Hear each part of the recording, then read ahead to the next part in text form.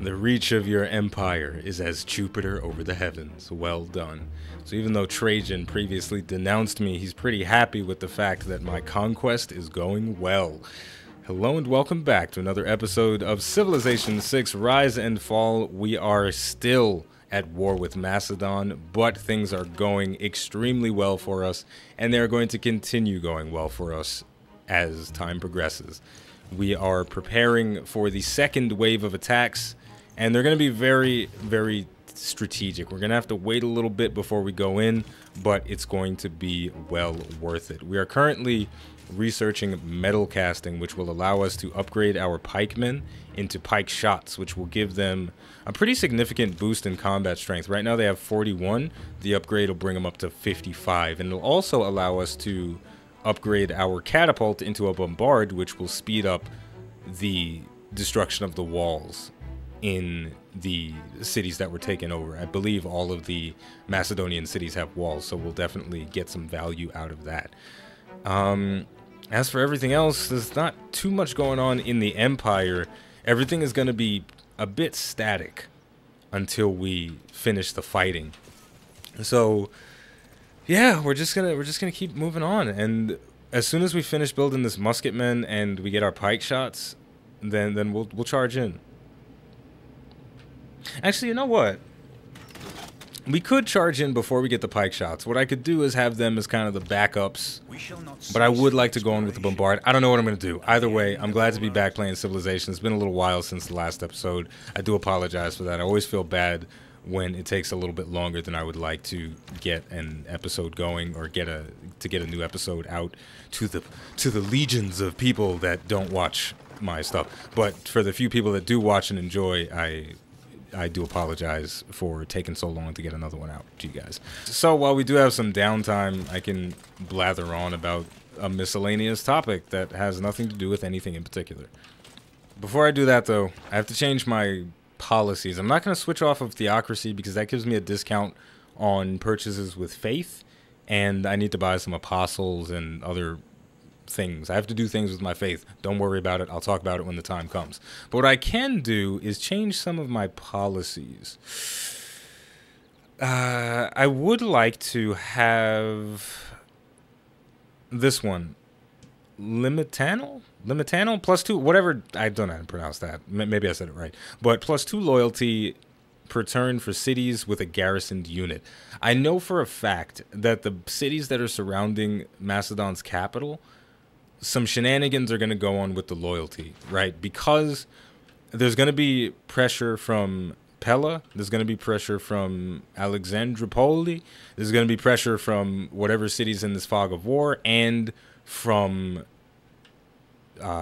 India and Chandragupta's empire. So as soon as I take these cities, they're going to have that evil fist that says the city's going to rebel pretty soon and become a free city. And we want to avoid that, or at the very least delay it until the conflict is over.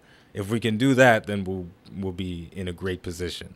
Also, we can delay it long enough that we can transfer governors to the different cities. So that is an option for us as well. So I'm not going to change the policy just yet. I may end up spending the money because I still want the feudal contract going on while I'm producing one more musketman. I guess it doesn't really matter. Yeah, I'll change the policy now. It's fine. And I'm also going to change the unit discount one as well. Yeah, okay. Actually, no, I'll leave raid. I'm going to leave raid on because raid is sexy. Yeah, there we go. So that did bump up the time it's going to take for us to make our second musketman, but it's entirely okay because we are waiting for our units to get into better positions right now anyway, so we don't necessarily need to rush. And as for our next civic, we got to scroll pretty far along now. I think humanism is a decent one. I believe my empire is leading in the Great Engineer Point race, so getting a policy that can aid that once we go to peace times would be pretty nice. So shenanigans. I guess I could tell a little story about the last time I was in Starbucks, or one of the last times. There are certain things that get on my nerves. Some things more than others. Obviously, not everything should get on my nerves. Some things just I should let it pass and let people do what they're gonna do, not be upset. And I should really just mind my own business most of the time. But I can't help it. I notice things. So I'm sitting down, I'm enjoying my coffee, and I see a woman come in. No big deal. She wasn't the thing that got me angry. But her girlfriend comes in. That wasn't the thing that got me angry either. Her girlfriend comes in, and she gives her a little kiss. Fine, that's beautiful. In fact, it's very sweet. It warms my heart a little bit to see people sharing affection, you know, because it makes me feel like there's hope for humanity or something like that. But there's a limit to how much kissing is too much inside of Starbucks. I mean, she was eating her face, okay? And I was drinking my coffee, and I threw up in my mouth a little bit. I didn't like it. And to make matters worse, you know, eventually the kissing calmed down a little bit, so whatever. I'm looking out the window, then I look back, and I look down. They took off their shoes. Both of them took off their shoes in Starbucks. They had their bare-ass feet on the floor. Ugh. Disgusting. I don't have a problem with feet, not in Starbucks. It just bothers me. So, with all of that said, I think what I'm going to do is cut this kind of boring stuff out while I'm maneuvering a gigantic army around, and we'll come back when we're actually starting to attack the city.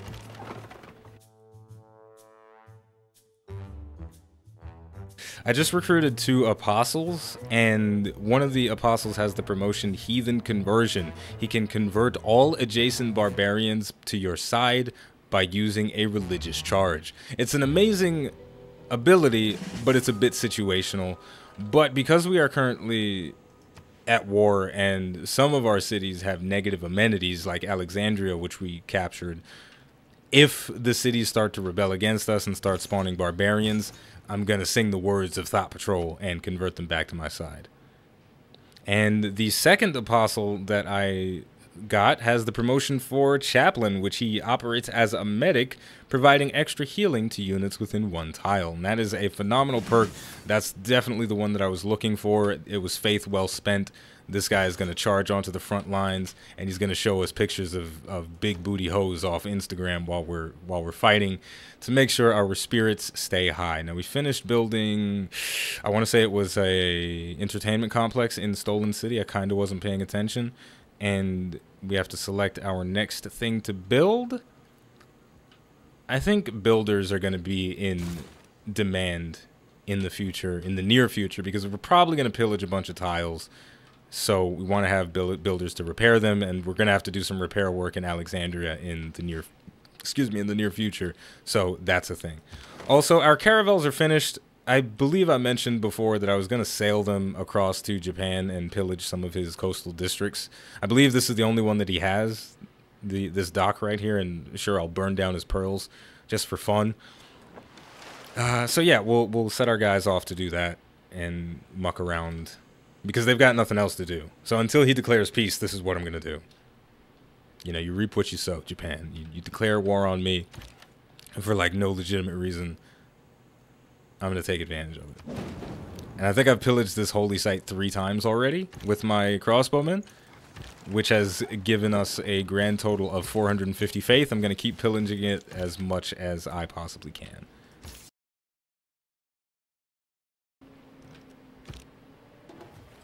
Beautiful. We just finished producing our first musketman. So now it is time for things to really start getting kicked off. Now, I could have promoted this guy a long time ago, this swordsman, but I wanted to wait until the perfect opportunity, and that's right now. Boom. We have 2 musketmen in our army, and I feel confident that it is time for us to start attacking the city walls. It's going to take us a little while to get them down, and our support units aren't all ready yet. Our battering ram is pretty far off. The siege tower is right next to the city, so that's fine. But overall, I think we'll be okay by starting the offensive now, get the city nice and weak for when the musketmen charge in and just straight up obliterate it in basically 1 turn. So this is going to be pretty damn great. Pew, pew, pew. The first shots have been fired, and they did not do a lot of damage to the walls, but that is sort of what I expected. So the only thing that's going to make this battle a little bit maybe concerning is the fact that the city walls are going to continue to pew-pew us on every turn until we take them down. But with the sheer number of units we have and the amount of experience that a lot of these guys have as well, they may in fact get promotions midway through the battle, which will help them out tremendously. So that's great. Just continuing the pew pew, bringing the battering ram in, the musketmen charging towards the front lines as well. Yeah, I don't know. There's weird things though about public displays of affection and just in general. If you seem too comfortable while you're in a public space, like if you're comfortable enough to have your bare ass feet on the floor at Starbucks, you make me uncomfortable. And I don't know why that is, but that's always been an idiosyncrasy for me. So, you know, I'm sitting there and I'm trying to enjoy my coffee, but there's just these two women slobbering on each other. One girl's eating another girl's face like a face hugger from Alien, and she's got her bare ass feet on the floor, and it turned my stomach a little bit. But you know what? More power to them for feeling that comfortable, because if I'm being truthful, I'm a little bit jealous, because I don't even like wearing flip-flops outside because I feel too vulnerable having my toes exposed, and I don't cut my toenails nearly as much as I should. I basically have claws for feet, so that's probably part of the problem. And just FYI, for any of the men out there listening, pedicures completely underrated. Having a Asian woman rub on your feet that was racist, I don't care, is very, very relaxing. Alright, so our musketmen and our battering ram can move into position next to the city, so we can probably take out the walls in one shot in the next turn, and that's fantastic. We may not even need to send the battering ram at this particular city, so we'll start positioning it to go assault some of the next cities. And same goes for our pikemen. Oh, damn it, I moved him out, and I'm going to have to move him back in to give him the promotion. It's fine. And the turn. But seriously, there are these weird things that women do on a regular, like pedicures and going to the hair salon, that men don't do on a consistent basis or don't have an equivalent experience. Like the barbershop is fun, right? It's a great experience, especially if you get to know your barbers, you become friends with them and whatnot. It's very, very enjoyable. But there's something about the pampering that goes on at a hair salon that I've never experienced, except one time in my life. I went to a female barber. She was a woman that worked in the barbershop that I was going to, and my goodness, I fell in love with her instantly because of the level of just extra pampering that she did for some reason. It was a very strange experience. Anyway, I feel like I'm getting off topic and a little bit distracted because things are about to get kind of intense in the next couple of turns. So let me shut up about that and get ready, because as soon as the next turn rolls around, metal casting is going to be finished and things are going to get crazy. All right, we got to keep going and got to keep going strong. Now that we have our apostle medic on the battlefield stitching everybody up with their bandages, I've got to make sure to position him correctly near the units that need him the most, which right now are my two crossbowmen. So while this guy is set to fortify, while the apostle is next to him, he will heal an increased amount of health. This guy got a promotion. I'll give him the one that gives him increased damage against melee units, or land units, I believe it was. And continue blasting. I think we got the walls down on this turn. Actually, I think we got the whole city on this turn. So pew pew pew, pew pew pew. And bingo.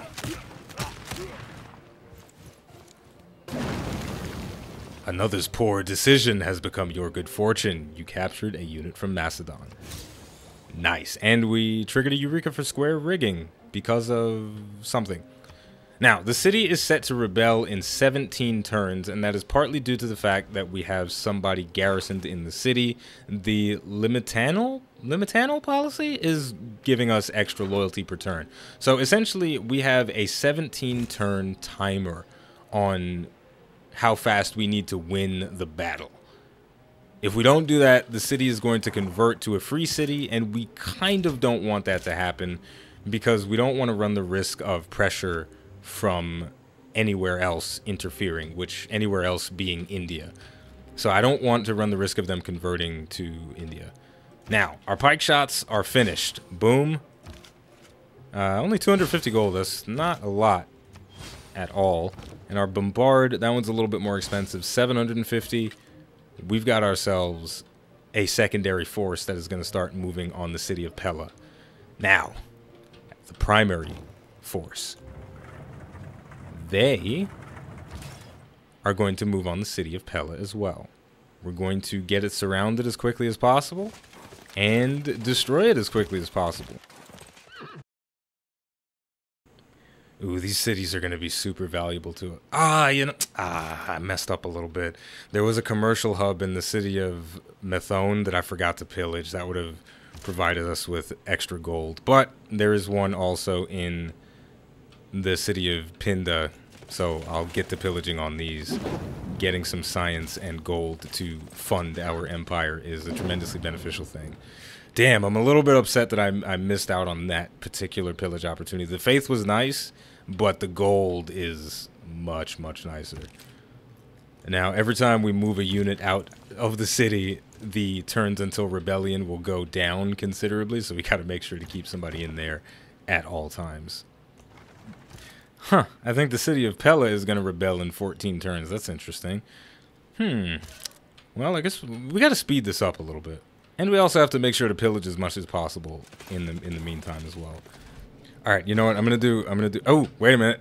New thing is happening. Our boats have made it over to Japan.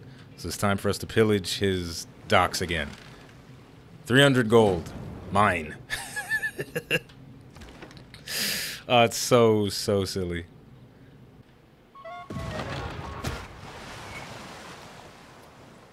A spy from Japanese Empire was captured during a steel tech boost mission in the city of Not In My House. That dirty bastard.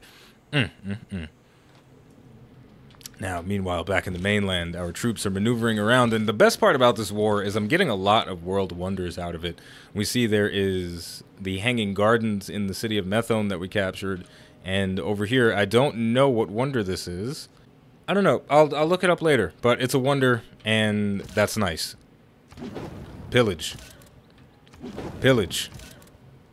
Pillage. Now, the weird thing about pillaging all these districts is we're going to have to spend a considerable number of turns repairing them, but you've got to weigh the pros and cons when you do stuff like this, because we're getting a huge boost of finances in the immediate, which is a tremendous value. So in the long run, that money could be used to purchase a builder, or it could be used to do any number of things, and that extra science is speeding up our research of things. So overall, I do think it's worth it. It's a little bit frustrating that we are gonna have to repair this stuff in the end anyway, but I'll be damned if a little bit of money doesn't feel good to get, and 300 gold is pretty damn hefty. And we just finished a trade route coming out of Havana. I will send it to... Sure, I'll send it to Costa de Thought. Why not get a trade route established there? It will also, probably when it lands, I think it's going to go through Valo City and then cross over Not In My House and land in Costa de Thought. I should have checked before I actually confirmed. Oh, hey, we got a barbarian. Time to convert him. It's time to... Well, it's only one. I could wait. Nah, I'll convert him now. It's time to view the shenanigans of the Convert Barbarians perk. Mine. We just strolled up to this man talking about, let me tell you something, man. We got all types of fine women out here in our empire. Why you living this barbarian life, man? Come live with us and be a part of the Thought Patrol. And he accepted the offer. Boom. Alright, it's time for our bombard to fire the first shot. It looks like it's going to do a decent amount of damage. Not bad, minus 32. It took out a nice chunk, but it's not going to chunk it fast enough for my liking. So what we're going to do is take down this city like right now. We're gonna take out Pinda real quick. Not even going to mess around with using crossbowmen. I'm just going to charge in guns ablazing. I mean, one attack from the musketmen basically destroy the walls completely. And that's amazing. Shit, I should have moved the siege tower into position first. I'm starting to get sloppy, guys. And just like that, another city has fallen. This time, the knights are going to finish the dirty work. Boom. Keep the city? Of course. Alright, well, this is an extremely interesting development. The Macedonian capital was under siege. Well, it was about to be under siege, and all of the people just said, you know what? We do not have time for this. Alexander has led us completely down the toilet. And they became a free city, and that flashing emblem is the emblem of Scotland, right? Yeah, it's the emblem of Scotland, and that means in 11 turns, this free city is going to convert to my control. So I don't even have to worry about attacking it. I can just sit back, relax, and wait for the magic to happen. So that's pretty awesome. I can turn all of my attention to Alexandropoli. So this is the final bastion of the Macedonian people, and it is very close to falling. As soon as the battering ram gets into position in 4 turns, it's over, folks. And these other 2 cities, they've got full loyalty to me. Their loyalty is rising. In a couple of turns, they'll be all happy and basically be completely Scottish, and that's amazing.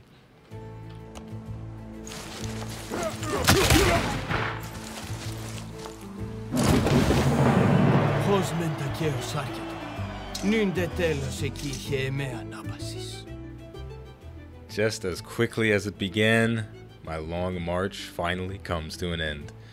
Macedon, I gotta be honest, folks. Damn, Macedon will not stand the test of time, and I get points for that. That's amazing. So, they put up a good fight, but in the end, obviously, Scotland was the better empire. So, they've been completely eliminated. The war is over. The city of Pella is going to convert to us in 8 turns, which is fantastic. So I'll just leave my armies kind of sitting around it, just chilling, relaxing, kicking their feet up, enjoying the conquest, the successful conquest. And yeah, so I guess to wrap it up, we got a lot of work to do across our empire. We've got barbarians over to the north that are about to be eliminated. Actually, I'm not going to kill these barbarians. I'm going to convert them with the heathen conversion, because why not? And all right, before we wrap things up, I got a special thing that I want to show you guys that I think you'll enjoy tremendously, because it has to do with Thought Patrol. So, okay, here we go. It's time. The last thing that we're gonna do for today officially is something that has been in the back of my mind for a while, and that is the process of launching an Inquisition. So let it be known that on turn 431 in Stolen City, this apostle finally got tired of the shenanigans that were taking place across the rest of my empire. You'll notice that these places are not under the control of Thought Patrol. In fact, they are Hindus. In fact, there's a lot of Hinduism going on in what is now my empire. And you know what? We can't have that. Heresy must be purged at all costs. Launch Inquisition. Give me that error score. It's time for us to build Inquisitors. How much faith do they cost? Not that much. We are about to storm across the land and purge the heresy so ridiculously fast. Missionaries, Inquisitors, things are about to get crazy, folks. But before they get crazy, we're going to take a little break. We did it, though. Amazing things happened in these last couple episodes. We took over the Macedonian Empire. We had some nice trades with the love of our life, the Queen of Korea. We pillaged a bunch of stuff in Japan. We have 3,000 gold in our treasury. And a hell of a lot of work to do if we want to set ourselves up for a true victory. We are on par with a lot of other civilizations right now, and we want to catapult ourselves ahead of the curve. Like Korea, who happens to be in the atomic era already. That's a little bit weird. But I'm not going to worry about that right now, because I'm feeling good about our victory. So, As always, the name of the game is Civilization 6 Rise and Fall. The name of the channel is iBluairJgR, gaming for comedy. If you enjoyed this video, don't forget to like, subscribe, and leave a comment. Let me know how you feel about the Inquisition and the purging of all the heresy that's about to happen in Thought Patrol. And don't worry, I'm going to rename all of these cities very soon. Thank you for watching, and I'll see you next time.